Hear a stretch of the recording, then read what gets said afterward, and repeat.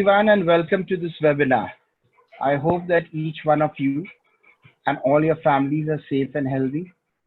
These are truly unprecedented times, and hope with the following of the social distancing, we come out stronger from this situation. Let me start by introducing myself. I am Nusrat Hassan, co-managing partner of Link Legal India Law Services, a full-service law firm. We are a 180 lawyer firm with pan-India presence with 6 offices. Today I have with me my colleague Yosham Vardhan, Associate Partner. She's a corporate commercial and transaction lawyer and has been recognized both by Chambers and IFLR. She specializes in data privacy and is involved extensively in advising and preparing clients for the upcoming legislation, which is a matter of discussion today, as you all are aware. This is a great opportunity for us to be here again on the IDEX platform. We were there earlier in the year, though that was a physical forum. None of us knew that we would be on a webinar for these reasons of COVID, but it's great to be here. And I thank IDEX Legal for this opportunity again.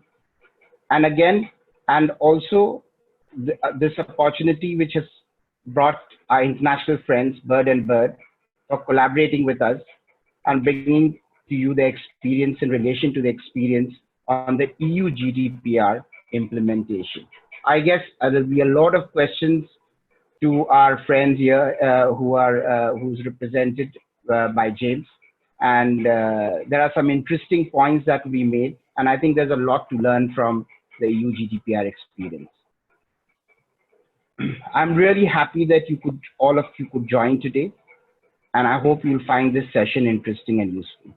I'm going to hand over to Nipun Gupta, co-head India Strategy Group of Bird and Bird, the international law firm, to introduce her colleague and the firm. Thank you. Nipun, over to you, please. Thank you. Thanks, Nusrat. Good afternoon, everyone.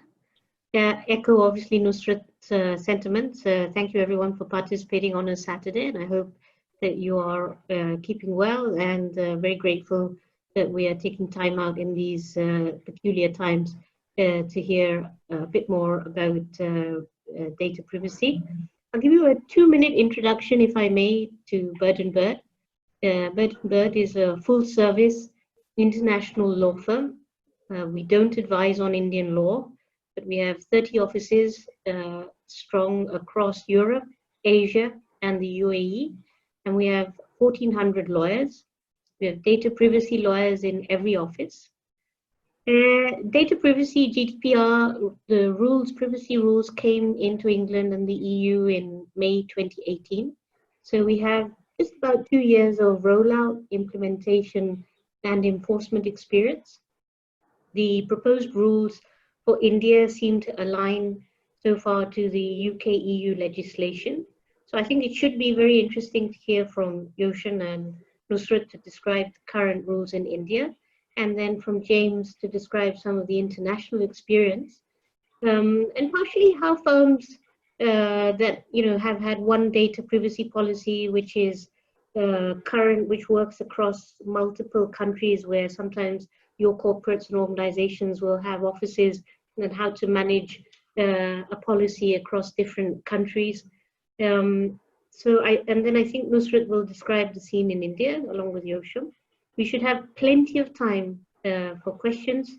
So I will hand you over first to a very high level description of what the current situation is to Nusrat and to Yosham. Yes.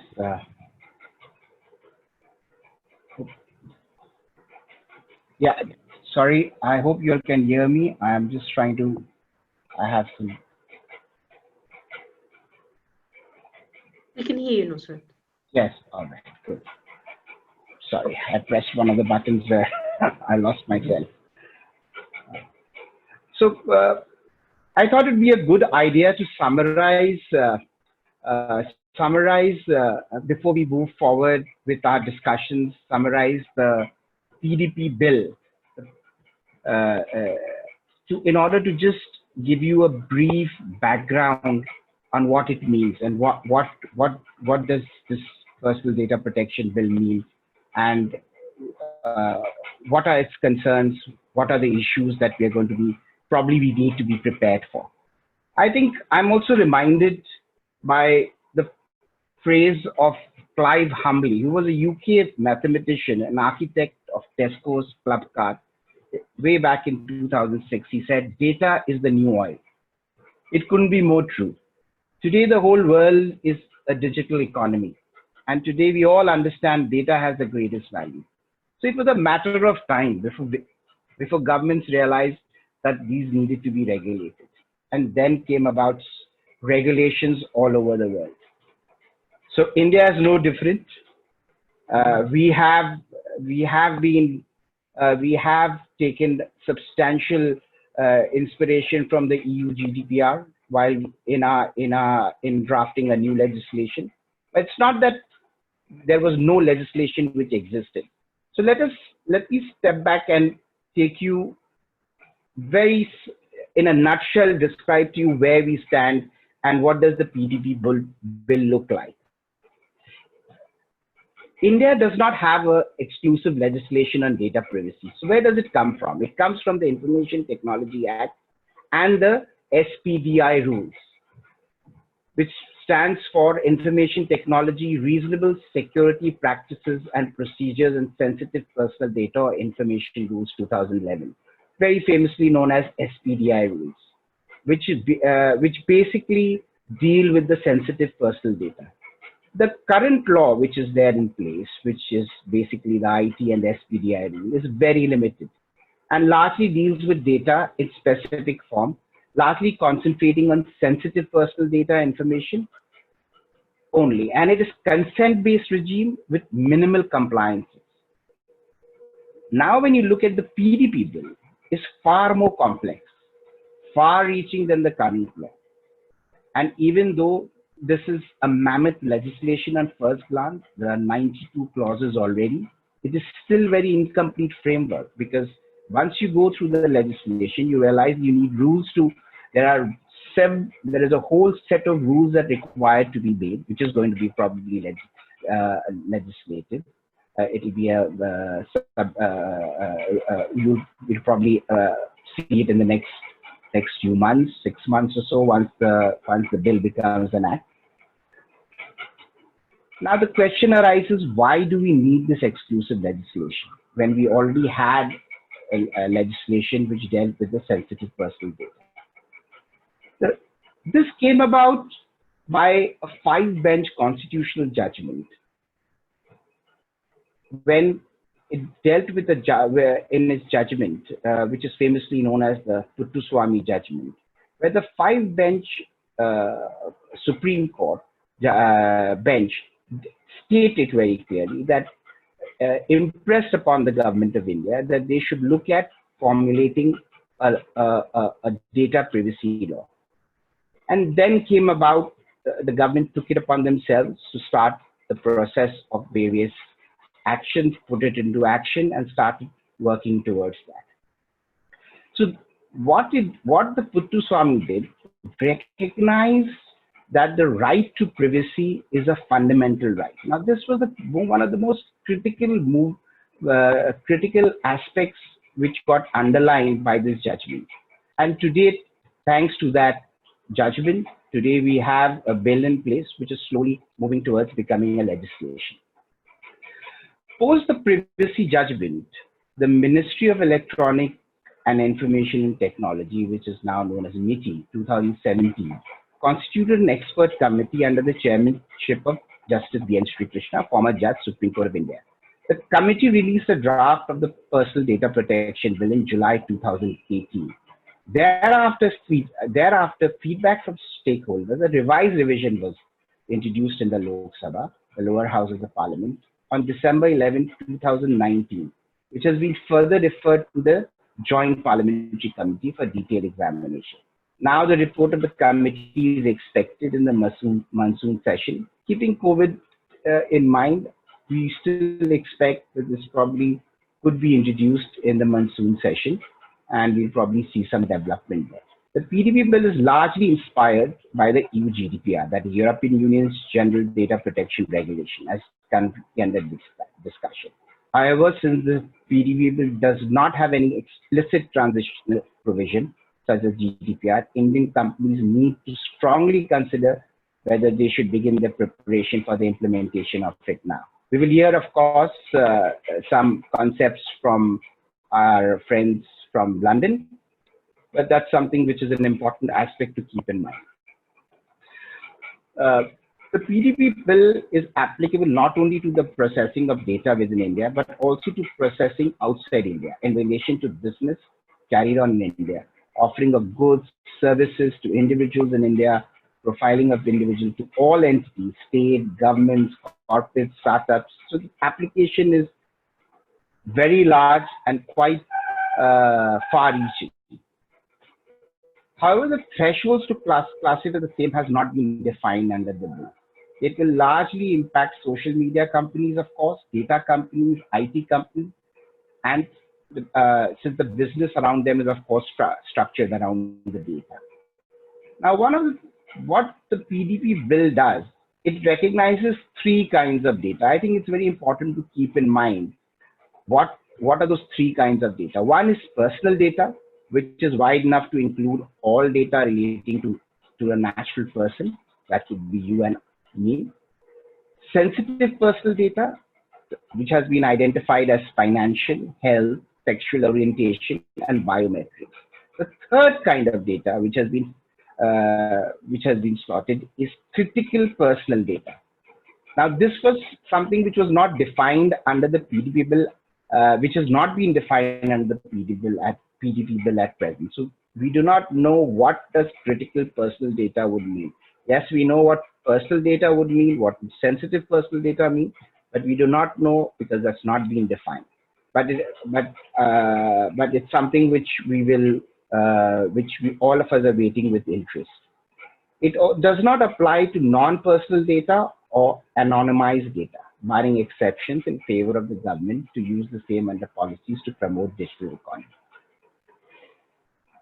It also empowers data principles. Data principles means really that is you and us, the natural person, defined as natural persons to whom personal data relate, by conferring on them the right to confirmation and access, correction and erasure, data portability, and the right to be forgotten.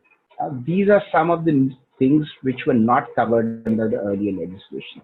So this gives substantial rights to data principle to control and access the data.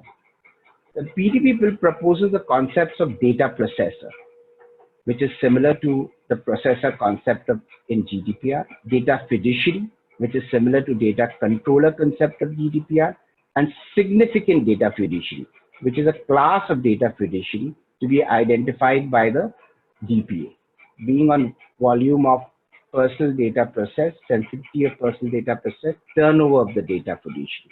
So PDP bill again proposes the various concepts of a data processor, significant data fiduciary, a data fiduciary, a significant data fiduciary. So there are these several concepts which have been introduced, which as we move forward, you'll probably get a better feel and understand of this. Now, we have to understand that consent is the core of this PDP bill, which means that there are collection and purpose limitation, notice requirements, lawful processing of data, and accountability.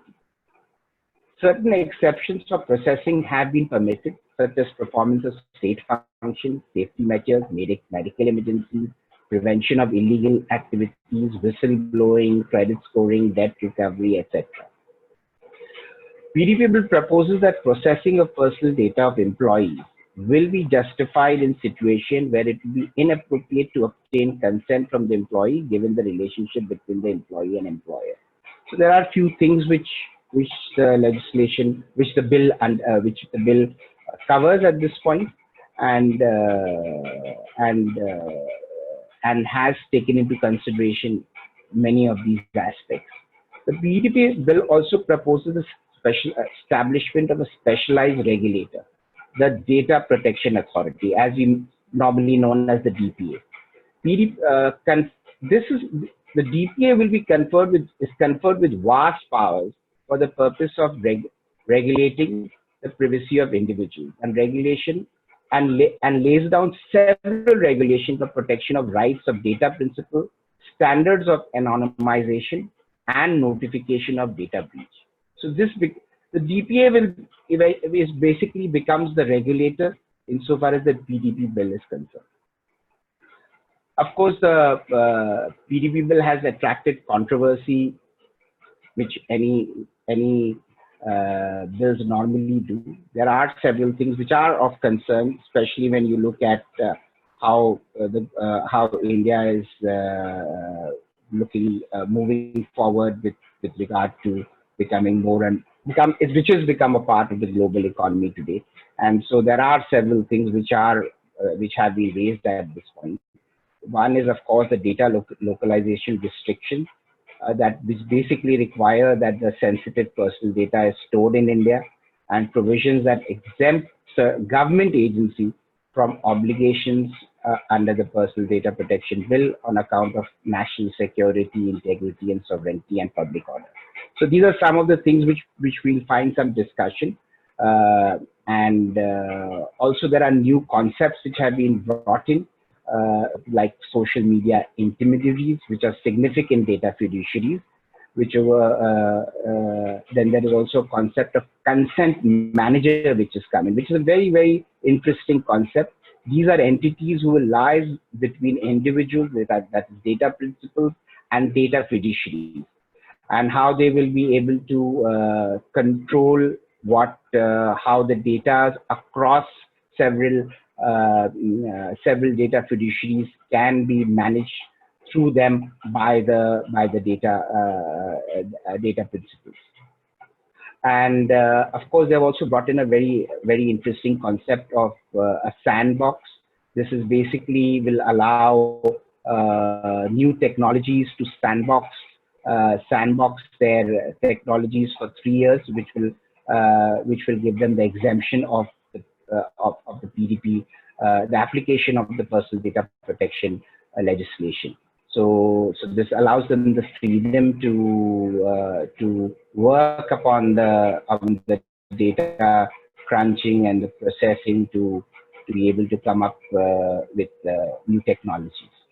Of course, the new legislation requires companies to substantially revisit the present model of collection, storage, and transfer of data. I think that's a natural thing which flows with any such legislation, and which we should expect this bill to become a act anytime this year, because there has been also an international pressure to ensure that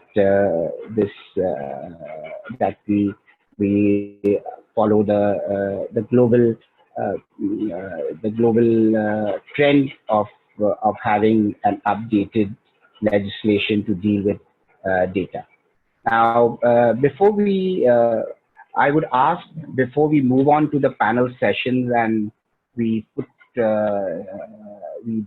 discuss this further, I would ask James to quickly give a brief background about the EU GDPR, so that there is some context to the listeners on the subject matter.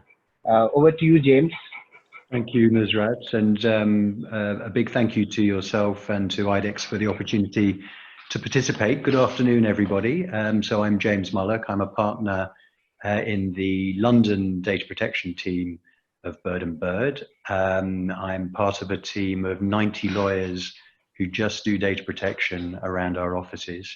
That tells you that this is a big topic, and I think that you are all going to be very busy in the coming months and years as you embark on a journey that I guess Europe has been on for some time. Let me then give you some highlights from the GDPR with a big topic that's difficult to do in a short period of time. I won't be able to cover everything, but we can try and pick off the balance in the Q&A session. So the GDPR is the latest piece of law that is the cornerstone of data protection law in the EU. That tradition of law goes back to 1982. So we're dealing with an area of law with 40 years of guidance, case law, and enforcement. And so India's journey at pace is going to be very interesting. It's a very steep mountain. The European mountain was made considerably greater by the GDPR. The previous law that it replaced was written in 1995, and the GDPR added some very notable elements to what was already there, which was why it attracted such a lot of attention in the run-up to its go-live date of May 2018. And I'll highlight some of those points in a moment. But let me just emphasize what's already been said in the context of the PDP bill. What does this regulate? What are we talking about? What's the focus for this area of law? It's personal data.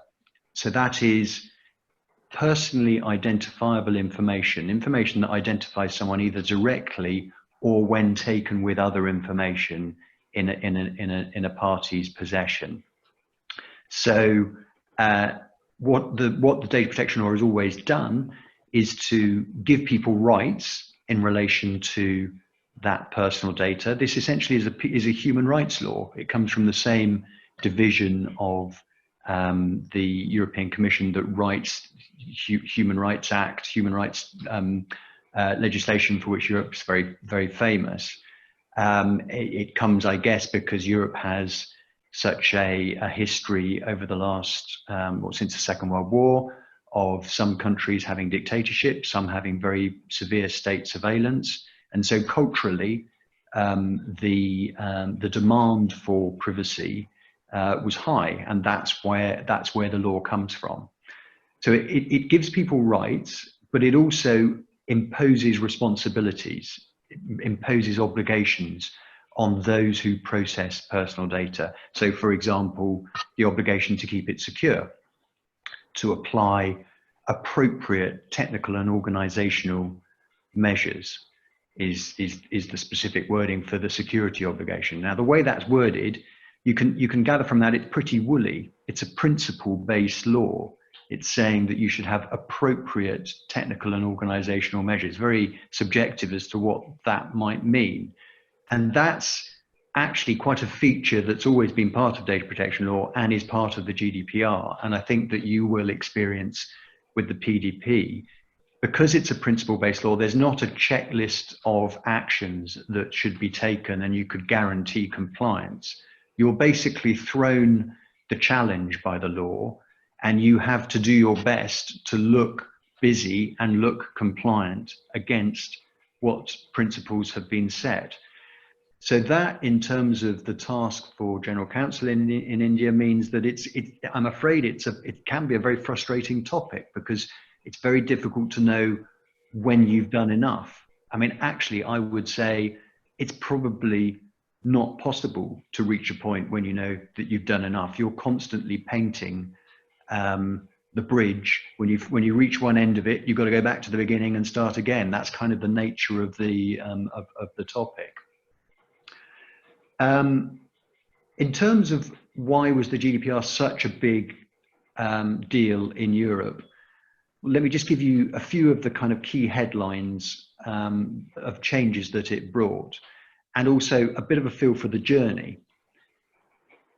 The law was published first in draft form in 2012.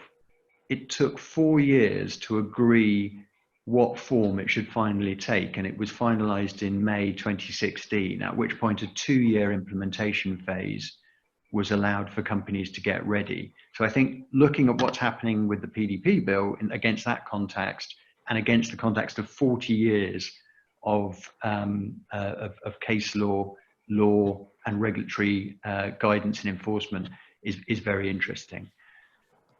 The real game changer were the fines, and you are about to have the same high fine area of law being introduced. So the GDPR has a 4% of worldwide turnover or 20 million euro, whichever is greater, maximum fine.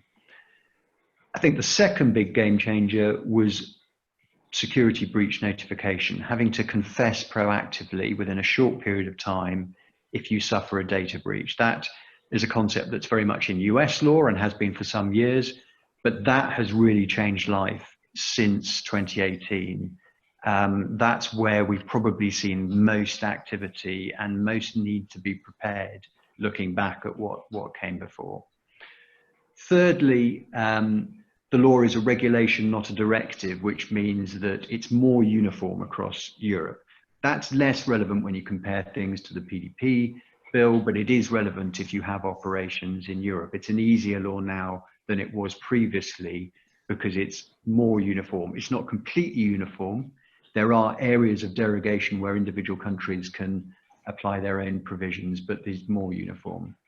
And then the final one that I'd highlight is that processors as well as controllers are responsible and can be fined for their failures under the GDPR. So that has actually changed the balance of power in negotiations. And I think the impact generally on contracts has been quite noticeable. And we're seeing much more granularity now around, well, what role does a party play in data processing activity? And so at the moment, one of the big areas of work that we're dealing with is companies that maybe thought previously that they were a processor that actually are looking more like a controller. There are more situations where parties work together as joint controllers. So that may be something that it comes in the future for India. And I think I just finished by saying, Nusrat mentioned the data is the new oil mantra at the beginning of his talk, which is absolutely right. And I think a regulator here made quite a big splash early in the GDPR process by saying, yes, I get that data is the new oil, but what we want companies to make sure that it's not the new asbestos. So in other words, what you're trying to do is get ready so that you can make the most of data and commercialize it and do well, but without tainting your companies, given the high fines. I'll hand back to Nusrat so that we can initiate the Q&A, I think. Yeah. Thank you, James. Thank you for summarizing the EU GDPR. And what I think just for good housekeeping, just to make all the participants understand how we're going to go forward. We are going to have a panel session with I'm going to be moderating with James and Yosham on the panel, and you can put your queries on the chat box, Q&A box, and we will deal with the questions after the panel session. So that's how we've planned it. I think that would be helpful for so that you will be able to hear them speak, and you will also probably have many questions to ask, which you can put it in the Q&A box. And so I'll start with my first question to Yosham. Yosham, I think in everybody's mind, this question is that what does this new data protection regime entail? What are the key issues? What challenges do you see insofar as Indian companies are concerned when they're dealing with it? As I said earlier, it's a mammoth legislation, and everybody's trying to get their hands around it. But could you probably speak and give some guidance towards that? Yes. Good afternoon, everyone, and thanks for taking time out to be present for the webinar. So challenges, I think one of the major challenge, as you said, rightly pointed out, is it's an incomplete legislation. A lot of the things here will have to be derived from the rules and guidelines, etc., which will be given by the central government or the Data Protection Authority in future. So as Nusrat pointed out, the concept of consent is the core of the bill, and of course the protection of the data privacy. in this regard, the most of the obligations has been put upon data fiduciaries who are collecting the data for all the compliances.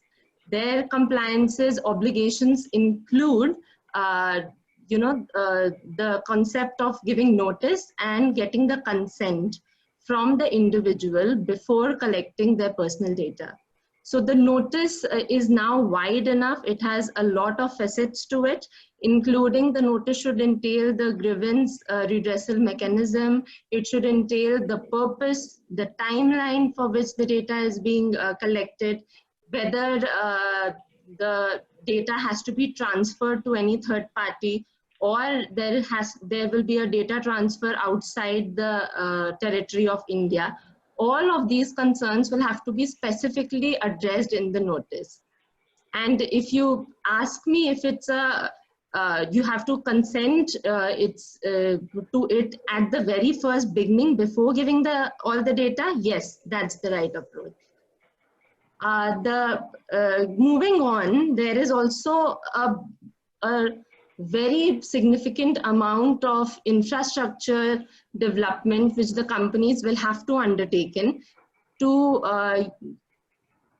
let the data principle exercise validly all the rights which are given to them, including the right to be forgotten, the right to erasure of data, the right to portability of the data, and so on. There is another aspect which I will like to point out is which Nusrat has already done, that there is no transition period currently. There are industry speculation that the transition period may be introduced later before it is finalized.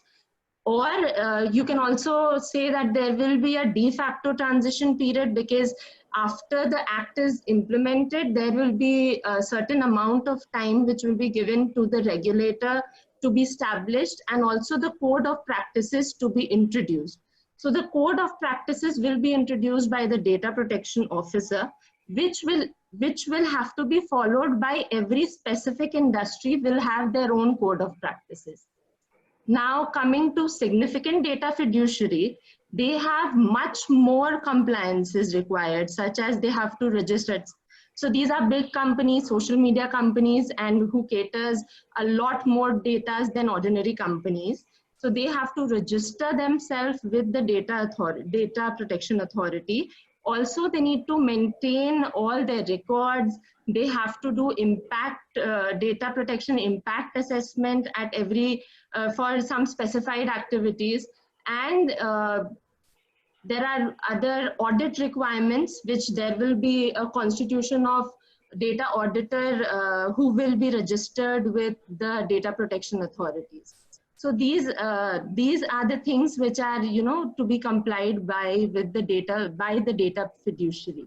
Now coming to the data processor, unlike EU GDPR, data processors here have not very big obligations to undertake. So their obligations are limited to having a security safeguard to secure the data and to prevent misuse of data, and they have to undertake periodical review of their safeguards which is implemented.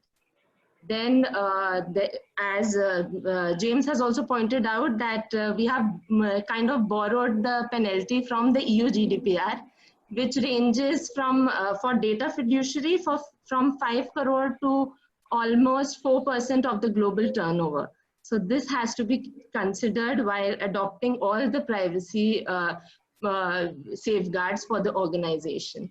Lastly, in terms of timing, because of the current situation where all the companies are already stressed in COVID and reopening of their businesses post the relaxation of lockdown, I'm not very much sure that whether the enforcement of this legislation will come at this point of time, having considerable cost exposure to the companies. Right. Thank you, Yosham. That was quite a bit, and I think since you have underlined the question of transition, James, we'll have to borrow from your experience. Did EU GDPR, I understand, had a transition period. What it meant, how did it allow the companies to get prepared, and also another question which is very commonly put across to Indian companies: when does EU GDPR become applicable on companies in India? So these are twofold question which probably we would love to hear from you. Sure. There was a 2-year transition period, as I mentioned, between 2016 and 2018, and every day of it was vital. I would recommend Indian companies lobby very hard for as long a transition period as is possible. What clients tended to be doing in that period was developing a project plan to address each of the different rights under the GDPR and obligations that it imposes. As I mentioned earlier, it's a combination of being able to cater for the rights that individuals have and being able to meet the obligations that your companies have. And so during the transition phase, what would generally happen is companies would appoint a project manager, they would develop a project plan, which would have a series of work streams targeting these rights and obligations. So, for example, as with the PDP bill, a big part of GDPR is about the notices that individuals are given before their data is processed. So I can see some questions coming in about the impact on labour law. Well, everybody's got staff. Every company will process staff data.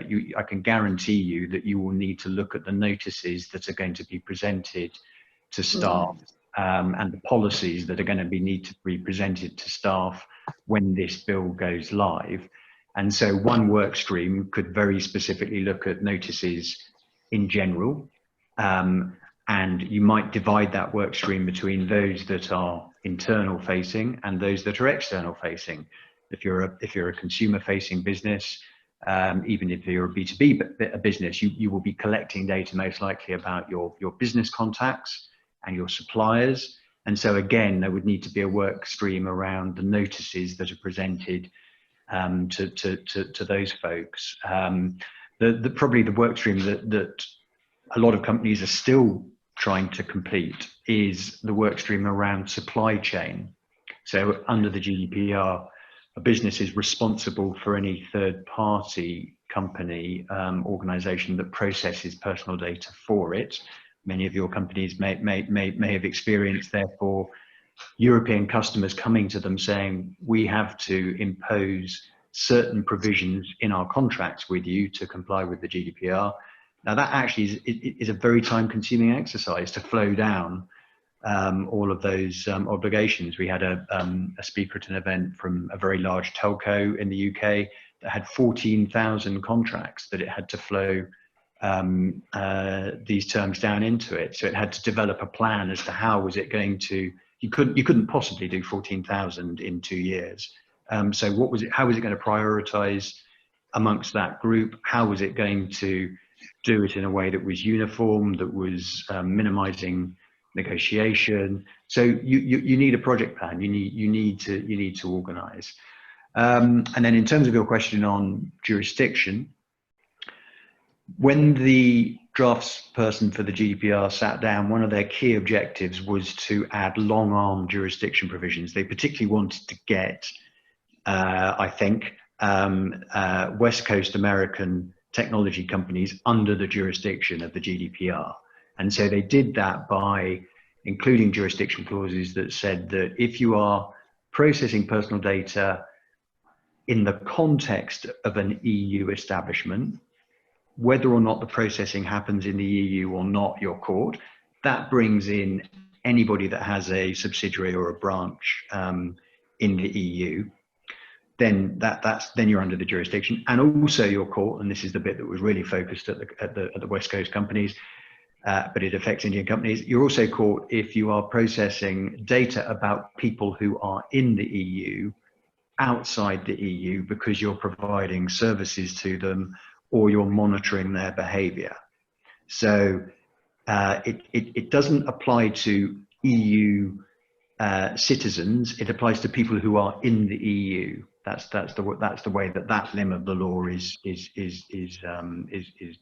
drafted. So look for scenarios where you're processing in the context of an EU establishment, or you're processing data of people who are in the EU, and then you might well be caught by the obligations. Thank you, James. Thank you. In fact, there was a question which was in the Q&A. I'm not sure what it means. Official email address of EU employees, which one use for official communication, which such EU employee will construe as personal data. So the question what the person is posing is, if the EU employee has an address in the EU, will it attract EU GDPR? I mean, it would if they are in the EU. I think companies would, to take a practical approach, would have to assume that somebody with an address in the EU it's likely they're going to be there at some point. It's likely that therefore the data that is being processed is going to be under the jurisdiction of the GDPR. If you wanted to try and get out on a technicality, and you could discover that actually the person has the address but is located in India, then you'd be all right. But how are you going to track the answer to that point down, being realistic? So I think you have to assume that somebody with an EU address would be in scope. So even if the person has an email address and there is other data associated with it which would attract the legislation, then there is an assumption whether the person is in UK or is in Europe and could probably be attracted to the legislation. Yeah, I mean, for Indian companies, I think generally it comes up in the context of staff. Maybe some staff are being posted in and out of territory, or in happier times they were, then therefore that they were. Indian companies are facing the reality that actually that those individuals, once they land in the EU, even though they're Indian nationals, get the benefit of the GDPR. So yes, I think you sort of will have to apply it to your own company's situation, but assume that once somebody is in territory, they get the benefit of the law and the protection that it brings. Right. Thank you, James. Yosham, the next question I have for you is, what are the steps to be taken by the companies to prepare for its implementation? Because now, as it is coming nearer and nearer and is becoming reality, what are the steps they need to take? And of course, there is one of the largest concern is the cost which is going to be associated with it. Yeah. So in my opinion, the companies will have to go back to the drawing board to see, first analyze what kind of data they are collecting, from where they are collecting. Is the data required vis-a-vis the compliance cost now, which is entailed with the new regime?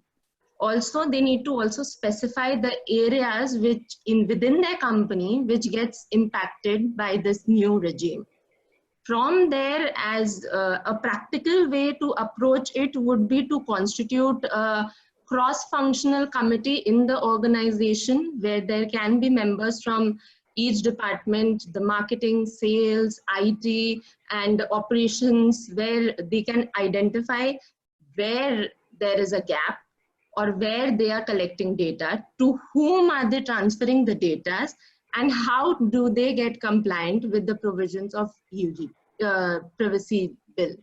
So in that regard, I feel there is a requirement also to have a robust infrastructure, IT infrastructure upgradation required, because there is an obligation to segregate the data. All the rights will be exercised now by the data principles, which have to be adhered to by the data fiduciaries. So even rights such as data portability. if you take for an example, that it goes not only to what data they have provided to you, but also what you have processed. They have the right to ask for that as well. So in those terms, there is serious homework to be done by the Indian companies. Also, as you all know, there is a requirement of data localization, which is unlike EU GDPR, for which there has to be now local infrastructure built by MNCs. Then I would also touch base on what contracts they are executing, data fiduciary with the data processors, because most of the liabilities falls on the fiduciary. So the contract has to be very well worded. It should have the required necessary reps, warranties, indemnities, which can, you know, tomorrow as a recourse be enforced against the processor. So that's it. Thank you, Hisham. Thank you. I think, James, I have, of course, a question. Has cost been a big concern for companies in Europe? Is that been a matter of concern? Yeah, I'm afraid if you impose a regulation, an area of regulatory responsibility, which essentially, as I say, requires a company to look busy and adopt new policies, procedures, cost comes in. This requires manpower. You know, it often requires. We can talk maybe in a moment about data protection officers, but really it needs ownership of the project plan that I was talking about, and to keep the bridge painted, somebody needs to own the topic. So there's another FTE potentially. That you will have a lot of debate about who that person should be, which department should they come from, do you hire them in, are you asking somebody to take on an extra responsibility? But I'm afraid ultimately all of this does come with time, effort, and cost. So yes, absolutely. Very hard to predict that or give a sort of one size, well, what is that cost answer to businesses? But I think that's the sort of thing that companies need to start thinking about as they're preparing for this, and how they're going to resource and deal with what's in front of them. James, I'm going to follow up with one more question, which is, you know, our bill is going to become an act soon. You heard us speak about the Data Protection Authority, which is going to be the body that's going to regulate this particular legislation. What has been your experience? What is some takeaways which you think we should probably be prepared to in terms of our legislation? Yeah. The regulator, the regulatory authority is massively important. You know, the law is one half of the equation. How it is enforced is the most, particularly with a very large fine and very high publicity, negative publicity potentially. So how this regulatory authority behaves is very key. They also have a massive role in terms of education. And as a data protection lawyer, when a regulator issues guidance, I and my team pore over that as if it was new law. It's, you know, that's incredibly powerful in terms of advising clients. And we're still seeing a very high level of guidance coming out of regulatory authorities, even 2 years after the law was introduced in Europe, because there's so much uncertainty, and that is in an area with 40 years of kind of experience in these areas. So I think this is a really important point for India, and who it picks and how that body behaves is going to be massively significant. I think the other point to note is the regulators actually have been swamped in Europe by breach notification, the security notifications that hit them. They're all very stretched at the moment. You know, they've got staff out, they're all locked down, they've got lots of issues to deal with through the pandemic. So how well resourced this body is going to be key. In the UK, we have one of the largest regulators. That regulator doesn't keep the fine if there is a fine imposed. The fine goes to the Treasury. In other European countries, the position differs. So in Spain, for example, the Spanish regulator traditionally has been a very high fining regulator because it keeps the fine. So I think that is also a very interesting topic for India in terms of what happens. How is the regulatory authority funded and resourced? It needs high quality people to advise and enforce this complicated area. Will it keep the fine or not? Where does the fine go if imposed? So those are all sorts of topics that probably when they're writing the law, they haven't necessarily, I don't think it was particularly thought about in Europe. They may not be thinking about it in India. So that, again, good topics to sort of lobby about. Thank you. Thank you, James. And so we did discuss about the penalties and the experience, but has the penalties been of large amounts? Have you seen that, or is it? It's interesting. I mean, there's been a lot of almost criticism of the regulators for not fining more companies. I think what's happening is there have been some eye-catching fines. So there was a 50 million euro fine from the French regulator against Google. Certainly, the big internet companies have been a target of the regulators. They're very keen to start with those entities, and so that's perhaps why that came. But otherwise, there haven't been many big fines, and I think what's happening is the regulators are afraid of litigation. If you fine, so British Airways there's been a press release to say British Airways will be fined 180 million for the data breach that it suffered, but that fine hasn't actually been published yet. And why is that? Well, because if you're fined 180 million, you're probably going to appeal it, and you'll probably continue to appeal it because if you can get 20 million knocked off, then it's money well spent. So the regulators don't want to get dragged into expensive litigation.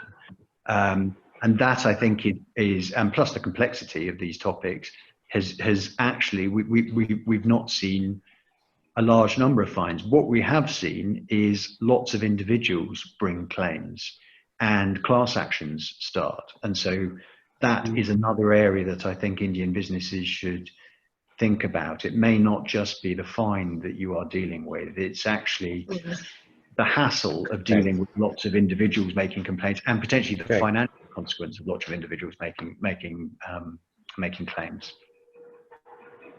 Thank you, James. In fact, that you say there's eye-catching fines, which we've seen even in India when CCI, that's Competition Commission of India, had find some eye-catching fines, which catches the news and sort of the regulator, people. It does send out maybe necessarily the right. Whether I don't know whether it's the right signal to be sent, but it does create a certain amount of it kind of catches the attention of the businesses that there is the threat of these large fines, and it's just not in the books. So yes, sometimes it does serve some purpose. It does these eye-catching fines. Yeah. Well, So there are some questions before I move to Yosha. Is GDPR applicable on Indian company having subsidiary in EU, to which you have answered? But is GDPR applicable on Indian company having shareholders in EU? No, I mean, in terms of the actual shareholders' data, it would be, but in terms of does it drag the Indian company in? No, I mean, just to repeat, the first limb of that jurisdiction is it's data processed in the context of an EU establishment. So it's not the Indian subsidiary that's so that's an Indian company having its subsidiary in EU. Exactly. So if the Indian HR team is processing data about the EU subsidiary, then that is processing in the context of an establishment in the EU, the EU subsidiary. Yeah. And the second one, I guess, answer would probably be no, where the shareholders are in EU. So I mean, the data of the shareholders, they get the protection. That would be different. But otherwise not. Because some of these are quite sort of fine points. We have a guide on our website which we've just updated. You know, on these sorts of points, if you're sort of half hearing what I'm saying and want to go back and check, use our guide. It's quite a good way to look at this. So if you Google GDPR Bird guide, you should find it, and that might help clarify some of these points. And if anyone wants access to that guide, James, presumably people can get in touch with Nusrat or IDEX or us, and then if they can't find it, presumably we're fine to just people get in touch and we can make it available. Sure. Thank you, Nipul. Yosham, the next question was to you. What are the challenges that the companies will face on account of data localization and restriction on cross-border transfer of data? There's been a lot of discussion around this point, and it doesn't seem to end. So what's your view on this? So data localization, if you see what was there in the previous version of the bill compared to what it is now, because of a lot of oppositions from the industry, it has now been restricted only to sensitive personal data. The earlier, where there is a requirement to have a copy of the sensitive personal data in India at all times. So earlier this extended to the entire gamut of personal data. Now it is restricted to sensitive personal data. But here in the practicality, wherever there is a data, it is in a mixed bag. All of them are mixed together. So how the company will segregate and distinguish the data to be sensitive personal data to be stored in India and personal data where there is free transferability will be a question to be answered, because finally what I believe that all the data will come in mixed bag, and the Indian companies will have to prepare themselves to have servers in India or local cloud servers to have all their the copies maintained in India. In relation to critical personal data, there is absolutely all the processing has to happen in India only, but there is again today no clarity what will constitute critical personal data. So while this will entail a lot of cost, and also maybe this step was taken to attract more FDI in the countries, like people come and set up their businesses, but looks like it is not going in that direction and has not been taken very positively by the MNCs. Thank you, Yosham. I have many questions, but I'll take this. Because there are several questions in the Q&A which I would like to pose to both of you. And I think we are running out of time, so yes. Maybe IDEX team can help us if there is an extension. If there can be 5, 10, 15 minutes extension. Akash, can you, so that we can deal with the Q&A? Yes, sir, sure. Yeah, thank you very much. Just a follow through for the question on localization. James, can you share the experience insofar as EU GDPR is concerned with in the actions where you do not have probably the data localization issue? Yeah, this is one area where India is going more extreme than the EU. Although it's not unique, there are other countries that have gone this route. Russia has a similar provision, for example. So in the EU, I guess we've had quite a long tradition of regulating data transfers, and Indian companies will have experienced this. So that is the idea that where data leaves the EU, if it's not going to a country whose laws are equivalently strong, they're not deemed in a rather high and mighty way by the EU to be appropriate, then you have to find another mechanism to protect the data subjects. And there are a number of different options, but quite often people use contractual clauses to impose that. I mean, those provisions remain in the GDPR, so that's as close as we really get to localization. I mean, it might be a good point for me just to quickly mention Brexit, because of course the UK will be or has left the EU and is a part of a transition phase now into how that will actually operate fully. It looks like the UK will try to, well, it doesn't look like, the UK is trying to get adequacies, trying to get its laws scored to be the same level of protection as the EU's. We wait to see whether that happens or not. But you know, there's a good example of how adopting very GDPR-focused laws can help with data transfers and with trade. And I guess that is one of the factors in the minds of India's legislators in introducing a very GDPR.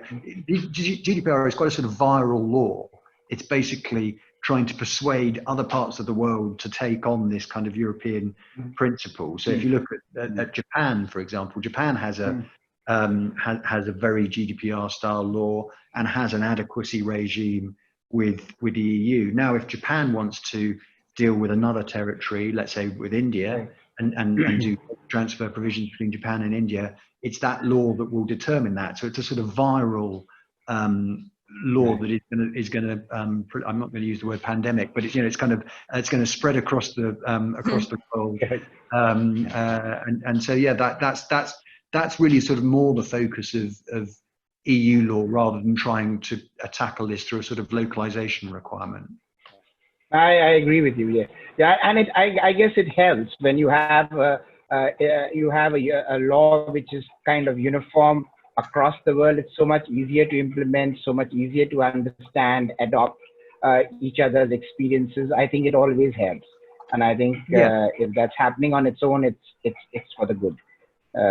So that's yeah. Nusrat, to add here, there are also restrictions around transfer of sensitive personal data. So there has to be, like you have explained for EU GDPR, the government may come up with certain countries which they feel that their data protection regime is similar to us, where they will allow it, or it has to be approved. The intercompany contract has to be approved by the authorities or for a specified purpose. So those are the things which are yet to be explored. That would be helpful if you have a let us say a kind of a uniform law. It just helps to sort of get these through. So anyway, we've run out of our time. I'm just going to stick to some of the questions which have been posed to the panelists.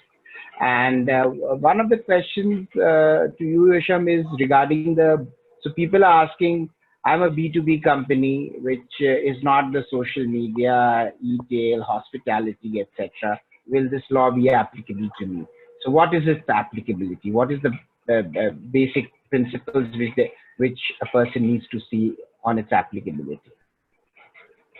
So a B2B company you'll have to analyze what kind of data you are collecting. So if it's a B2B, of course, it will not be a significant data fiduciary, but in that regard, what kind of data is being collected?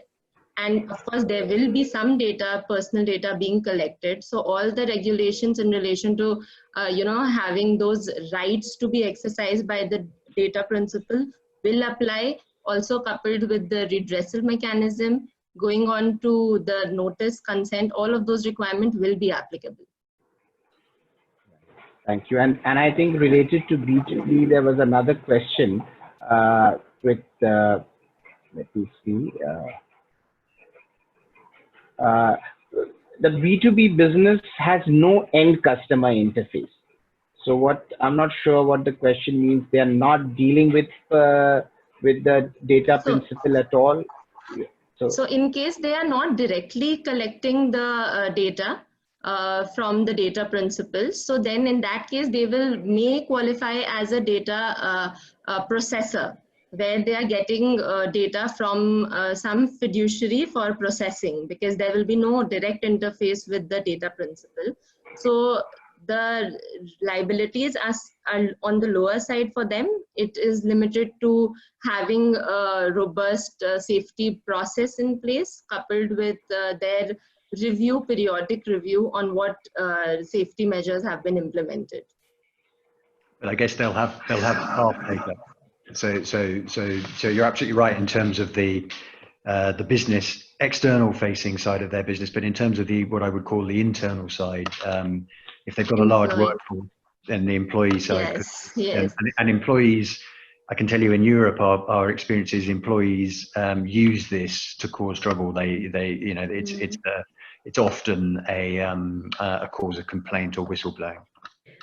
James, can I just ask two things? One, can you maybe just quickly describe that case where an employee had gone rogue and uploaded data of other employees without the consent of the company, and then I think there was the employee still took an action against the company.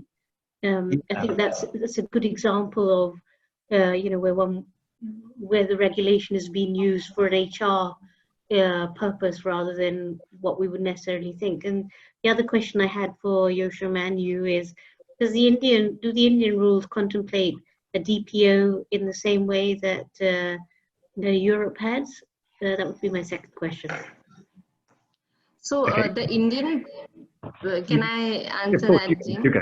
For the India perspective, so the Indian bill entails the requirement of having a data processor officer, but for a significant data fiduciary, and what are their experiences or qualification is not currently given, but they will be in charge of all the grievance redressal, of the consent to keep their house in order, etc. Yeah, and in the UK, the requirement to have a DPO is quite specific, and the role is quite specific. It takes companies by surprise. The DPO has to be very independent, has to almost be the voice of compliance within the organization, doesn't necessarily therefore, well, actually, under the GDPR, shouldn't act in the best interest of the company. They should act primarily in the best interest of compliance. So the DPO topic is therefore quite a tricky one for a lot of companies. Even for companies that aren't required to appoint a DPO by law, I think having someone who owns this area is unavoidable, because you can't meet the governance requirements of GDPR that say that you're on top of the law and that you're constantly painting the bridge and going back to the beginning, unless there is somebody in charge. But I would be careful about what you call them, because the data protection officer is quite a complicated role and comes with other responsibilities. You can outsource the DPO role. I mean, I don't know if India allows that as well. So in the EU you can, yeah, absolutely. That's a service that Bird and Bird has launched recently on an outsourced basis. I don't know about in India whether, I mean, it took quite a long time, I think, for that idea to take root in the EU. I don't know whether that's been considered yet in India.